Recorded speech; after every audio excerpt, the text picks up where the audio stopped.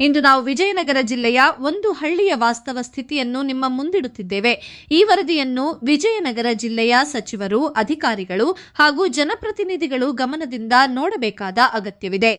ಸ್ವಾತಂತ್ರ್ಯ ಬಂದು 78 ವರ್ಷಗಳಾದರೂ ಇಂದಿಗೂ ಮೂಲಭೂತ ಸೌಲಭ್ಯಗಳಿಂದ ವಂಚಿತವಾಗಿರುವ ಒಂದು ಗ್ರಾಮ. ಅದು ವಿಜಯನಗರ ಜಿಲ್ಲೆಯ ಅಗ್ರಿಬೊಮ್ಮನಹಳ್ಳಿ ವಿಧಾನಸಭಾ ಕ್ಷೇತ್ರದ ಮರಬಿಹಾಳ ಗ್ರಾಮ ಪಂಚಾಯಿತಿ ವ್ಯಾಪ್ತಿಯ ಲೋಕಪ್ಪನವಲ ಗ್ರಾಮ. ಒಂದು ಕ್ಷಣ ಯೋಚಿಸಿ, ಅಣೆಕಟ್ಟಿನ ಸಮೀಪದಲ್ಲಿರುವ ಗ್ರಾಮದಲ್ಲಿ ಕುಡಿಯಲು ಶುದ್ಧ ನೀರೇ ಇಲ್ಲ ಎಂದರೆ ನಂಬುತ್ತೀರಾ? ಆದರೆ ಇದು ನಿಜ. ತುಂಗಭದ್ರಾ ಅಣೆಕಟ್ಟಿನ ಸಮೀಪದಲ್ಲೇ ಇರುವ ಲೋಕಪ್ಪನವಲ ಗ್ರಾಮದಲ್ಲಿ ಶುದ್ಧ ಕುಡಿಯುವ ನೀರಿನ ಸಮಸ್ಯೆ ತೀವ್ರವಾಗಿದೆ. ಪರಿಸ್ಥಿತಿ ಎಷ್ಟರ ಮಟ್ಟಿಗೆ ಹದಗೆಟ್ಟಿದೆ ಎಂದರೆ, ಶಾಲೆಯ ಮಕ್ಕಳು ಕೂಡ ಮನೆಯಿಂದ ನೀರು ತೆಗೆದುಕೊಂಡು ಹೋಗಿ ಶಾಲೆಯಲ್ಲಿ ಕುಡಿಯುವ ಪರಿಸ್ಥಿತಿ ನಿರ್ಮಾಣವಾಗಿದೆ. ಒಂದು ಗ್ರಾಮಕ್ಕೆ ಇದಕ್ಕಿಂತ ದೊಡ್ಡ ದುರಂತ ಇನ್ನೇನಿರಬಹುದು? ತುಂಗಭದ್ರಾ ಅಣೆಕಟ್ಟು ಹತ್ತಿರವೇ ಇದ್ದರೂ ಇಲ್ಲಿನ ಜನರು ಇಂದಿಗೂ ಬಾವಿಯ ನೀರನ್ನೇ ಕುಡಿಯಬೇಕಾದ ಅನಿವಾರ್ಯ ಪರಿಸ್ಥಿತಿಯಲ್ಲಿದ್ದಾರೆ. ಗ್ರಾಮಸ್ಥರ ಹೇಳಿಕೆಯ ಪ್ರಕಾರ ಈ ಸಮಸ್ಯೆಯ ಬಗ್ಗೆ ಹಲವು ಬಾರಿ ಸಂಬಂಧಪಟ್ಟ ಅಧಿಕಾರಿಗಳಿಗೆ ಮನವಿ ಸಲ್ಲಿಸಲಾಗಿದೆ.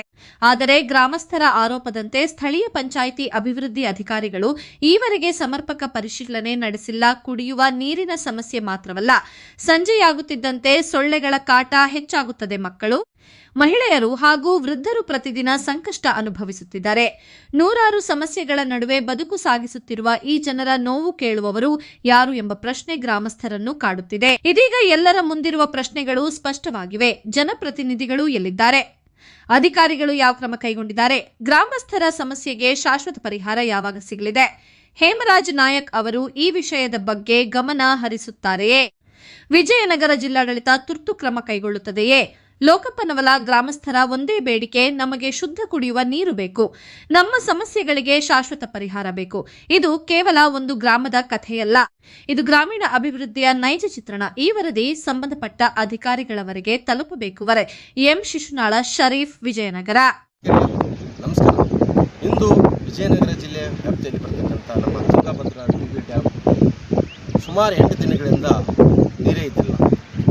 ಇವತ್ತು ಈ ಸರ್ಕಾರ ಆಳತಕ್ಕಂಥ ನಮ್ಮ ನೂತನವಾಗಿ ಆಯ್ಕೆಯಾಗಿರತಕ್ಕಂಥ ಮುಖ್ಯಮಂತ್ರಿಗಳಾದ ಡಿ ಕೆ ಶಿವಕುಮಾರ್ ಅವರು ಈ ಹಿಂದೆ ಈ ಟಿವಿ ಡ್ಯಾಮನ್ನು ನೀರು ಫುಲ್ಲಾಗಿ ಗೇಟು ಹೊಡೆದು ಚಾನಲ್ಗಳು ಇದಾಗಿತ್ತು.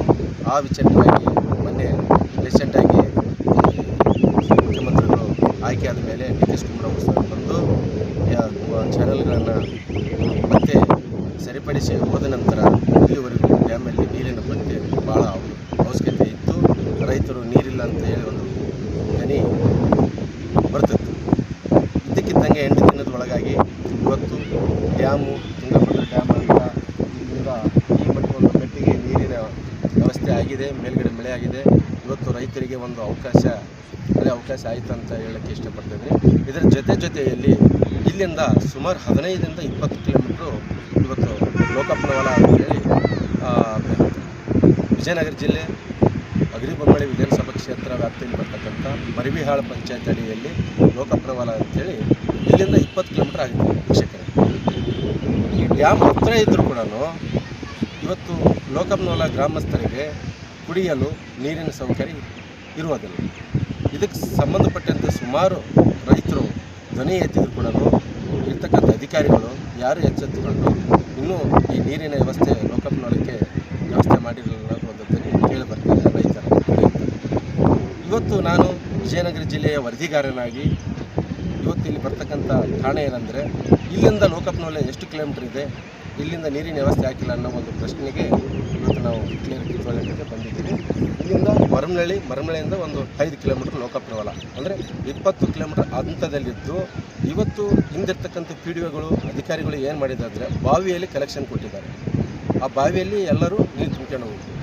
ಮುಖ್ಯವಾಗಿ ಸ್ಕೂಲಿನ ಮಕ್ಕಳಿಗೆ, ಅಲ್ಲಿರ್ತಕ್ಕಂಥ ಸರ್ಕಾರಿ ಸ್ಕೂಲಿನ ಮಕ್ಕಳಿಗೆ 8ನೇ ಕ್ಲಾಸ್ವರೆಗೂ ಸ್ಕೂಲಿದೆ. ಆ ಮಕ್ಕಳು ಮನೆಯಿಂದ ನೀರು ತೆಗೆದುಕೊಂಡು ಹೋಗಿ ಸ್ಕೂಲಲ್ಲಿ ಕುಡಿತಾರೆ. ಅಲ್ಲಿ ಶಿಕ್ಷಕರಿಗಾಗಿ ಫಿಲ್ಟರ್ ನೀರಿದೆ, ಮಕ್ಕಳಿಗಾಗಿ ಫಿಲ್ಟರ್ ನೀರಿದೆ. ಇದು ಬೇರೆ ಸಮಸ್ಯೆ. ಸಾಯಂಕಾಲ ಆದರೆ ಒಂದು ಸೊಳ್ಳೆ ಕಡತಂತೂ ವಿಚಿತ್ರವಿದೆ.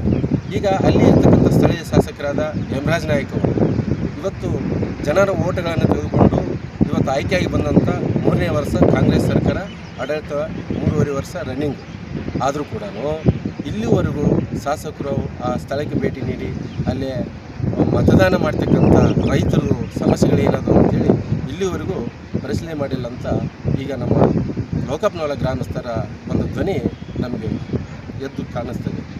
ಯಾಕಂದರೆ ತುಂಗಭದ್ರಾ ಡ್ಯಾಮ್ ಹತ್ರ ಇದ್ದು ಮತ್ತು ತಾಲೂಕು ಕಚೇರಿ ಹತ್ತಿರದಲ್ಲಿದ್ದು ಎಲ್ಲ ಅಧಿಕಾರಿಗಳಿದ್ದು ಆ ಗ್ರಾಮಕ್ಕೆ ಸಂಬಂಧಪಟ್ಟಂಥ ಪಂಚಾಯತಿ ಪಿ ಡಿ ಒಗಳು ಏನು ಮಾಡ್ತಿದ್ದಾರೆ ಅನ್ನೋದು ನಮ್ಮ ಪ್ರಶ್ನೆ. ಇನ್ನು ಮುಂದೆ ಕಾದು ನೋಡೋಣ. ನಿನ್ನ ಹೆಸರೇನಮ್ಮ? ಫಕೀರಮ್ಮ. ಇಲ್ಲಿ ಎಷ್ಟು ಮನೆಗಳದಮ್ಮ ನಿಮ್ಮವು?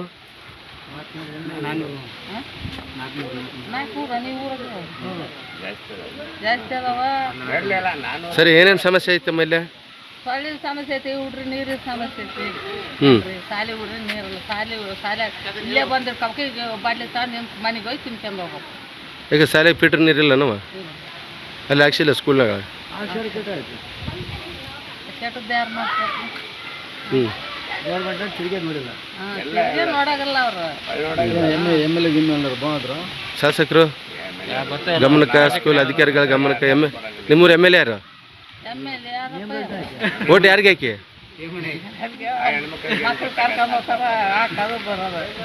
ಹೌದು, ಅವರು ಓಟ್ ಬೇಕಾದಾಗ ಒಂದು ಬರ್ತಾರ, ನೋಡಿಲ್ಲ. ಅವ್ರು ಬಂದ್ರೆ ದೊಡ್ಡ ದೊಡ್ಡವ್ರನ್ನ ಮಾತಾಡಿಸಿ ನಮ್ಗೆ ಓಟ್ ಕೊಡ್ರಿ ಅಂತ ಹೇಳಿದ್ರೆ ಇವತ್ತಿಗೆ ಬರಾಗಿಲ್ಲ ಸರ್. ಬಡವ್ರನ್ನ ಮಾತಾಡ್ಸಿರಲ್ಲ ಸರ್, ದೊಡ್ಡ ದೊಡ್ಡವ್ರನ್ನ ಮಾತಾಡ್ಸಿ ಓಟ್ ಮೇಲೆ ನೀರಿಗೆ ಬಂದಾರ ಎಲ್ಲ ಹುಡುಗರು ನೀರಿಗೆ ಬರ್ತಾರೆ. ನೀರಿಲ್ಲ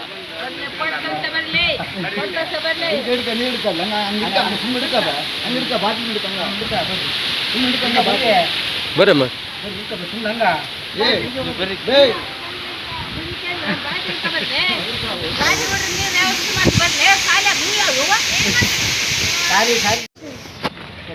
ನಿನ್ನ ಹೆಸರೇನಪ್ಪ? ಸಮರ್ಥ. ಎಷ್ಟನೇ ಕ್ಲಾಸ್? 4ನೇ ಕ್ಲಾಸ್. ಸ್ಕೂಲಲ್ಲಿ ಊಟ ಎಲ್ಲಿ? ಊಟ ಸ್ಕೂಲಲ್ಲೇ ಕೊಡ್ತಾರಾ? ನೀರು ಎಲ್ಲಿ? ಒಳಗೆ ಬೀಳ್ತಾವ? ತಾಟ ಎಲ್ಲಿ ತೊಳ್ತೀರಿ? ಒಳಗೆ. ಎಷ್ಟು ದಿನ ಹಿಂದಕ್ಕೆ ಯಾವಾಗ ಈಗ ನೀರು ಬೀಳ್ತಾವ? ಇಲ್ಲ, ಕುಡಿ ನೀರಿಲ್ಲಿಂದ ಹೋಯ್ತು. ಅಲ್ಲ, ಕುಡಿ ನೀರಿಲ್ಲಿಂದ ಹೋಯ್ತು, ಮನೆಯಿಂದ ಹೋಯ್ತು. ಯಾಕಲ್ಲಿ ಸ್ಕೂಲಲ್ಲಿ ನೀರು ಬರಲ್ಲ? ಹ್ಞೂ, ಕುಡಿಯೋಕೆ ಮನೆಯಿಂದ ಹೋಯ್ತಾರೆ ನೀರು. ಅಲ್ಲಿ ಒಳಗೆ ಕುಡಿಯೋಕೆ ಸ್ಕೂಲ್ನಾಗಿಲ್ಲ, ಫಿಲ್ಟರ್ ನೀರಿಲ್ಲ, ನಲ್ಲಿ ನೀರು. ಅಲ್ಲ ಕುಡಿತೀರ ನಾವು ನೀರುಗಳು ಶಾಲೆಗೆ? ಕುಡಿಯೋ ನೀರು ಮನೆಯಿಂದ ಒಯ್ಯಾಗ ಆಯಿತು. ಎಷ್ಟು ದಿನ ಆಯ್ತು ಇದು? ಹೌದು. ಎಷ್ಟು ಮಂದಿ ಇದ್ರಿ ನಿಮ್ಮ? ಎಲ್ಲಿವರೆಗೆ ಐತೆ ಸ್ಕೂಲು? ಎಷ್ಟನೇ ಕ್ಲಾಸ್ವರೆಗೆ ಐತೆ? 8ನೇ ಕ್ಲಾಸ್ವರೆಗೆ. ನೀವು ಎಷ್ಟನೇ ಕ್ಲಾಸ್? 4ನೇ ಕ್ಲಾಸ್. ಈಗ ಮನೆಯಿಂದ ಕುಡಿಯೋ ನೀರು ಒಯ್ತೀರಿ, ತಟ್ಟೆ ತೊಳೆಯೋಕೆ ಅಲ್ಲೇ ಒಳಗೆ ತೊಳಿತೀರಿ. ನಿಮ್ಮ ಹೆಸರೇನಮ್ಮ? ಎಷ್ಟನೇ ಕ್ಲಾಸು? 8ನೇ ಕ್ಲಾಸ್. ನಿನ್ನ ಹೆಸರೇನಮ್ಮ? ಎಷ್ಟನೇ ಕ್ಲಾಸ್? ಈಗ ನಿಮ್ಮ ಸ್ಕೂಲಲ್ಲಿ ಊಟಕ್ಕೆ ನೀರು ಗೀರು ನೀರು ಕುಡಿಲಿಕ್ಕೆ, ಆಮೇಲೆ ತಟ್ಟೆ ತೊಳಿಲಿಕ್ಕೆ ಎಲ್ಲ ಅನುಕೂಲ ಇದೆಯಾ? ಕುಡಿಯೋಕೆ ಎಲ್ಲಿಂದ ಹೋಯ್ತೀರಿ ನೀರು? ನೀವು ಮನೆಯಿಂದ ಹೋಯ್ತೀರಿ. ಮತ್ತು ತಟ್ಟೆ ತೊಳೆಯೋದು ನಲ್ಲಿ ನೀರು ಬರ್ತವೆ ಒಳಗಡೆ. ಈಗ ಅಲ್ಲಿ ಕುಡಿಯೋ ನೀರು ಫಿಲ್ಟರ್ ನೀರು ಇಲ್ವಾ ಒಳಗೆ? ಕುಡಿಯೋ ನೀರು ಅದಾವ, ಮತ್ತು ಮನೆಯಿಂದ ಯಾಕೆ ಹೋಯ್ತೀರಿ? ಈಗ ಎಲ್ಲೊಳಗೆ ಕುಡಿಯೋಕೆ ನೀರು ಬಂದರೆ ಮನೆಯಿಂದ ಯಾಕೆ ಹೋಯ್ತೀರಿ?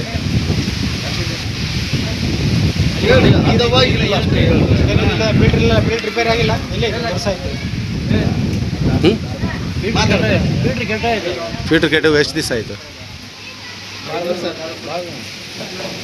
ಹೇಳಮ್ಮ.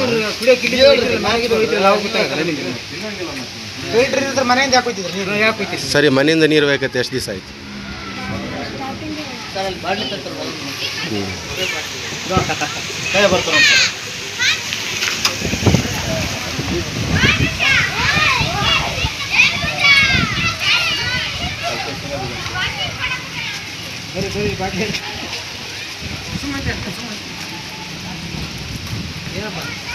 बाटली कर बताइए बे बाटली कर या बस बाटली कर या